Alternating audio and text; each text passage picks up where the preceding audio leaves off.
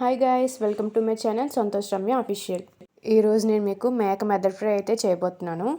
ముందుగా మనం స్టవ్ వెలిగించుకుని దానిపైన ప్యాన్ పెట్టి 4 టేబుల్ స్పూన్ ఆయిల్ వేసి అది బాగా హీట్ అయ్యాక మనం సన్నంగా తరిగించుకున్న ఉల్లిపాయలు, పచ్చిమిర్చి, కరివేపాకు, దానికి సరిపడా కొద్దిగా ఉప్పు వేసుకొని బాగా ఫ్రై చేసుకోవాలి.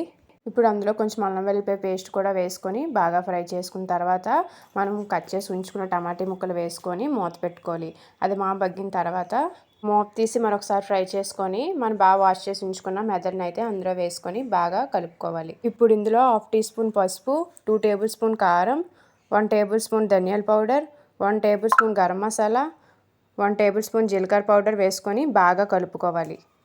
ఇది బాగా కలుపుకున్న తర్వాత ఇందులోకి ఒక చిన్న గ్లాస్తో అయితే వాటర్ అయితే మనం వేసుకొని మరొకసారి మూత పెట్టి బాగా మగ్గనివ్వాలి. ఇది బాగా మగ్గిన తర్వాత కొత్తిమీర లేదా కస్తూరి మేతి వేసుకొని ప్లేట్లోకి సర్వ్ చేసుకుంటే మన మెదడు ఫ్రై అయితే రెడీ అయిపోతుంది.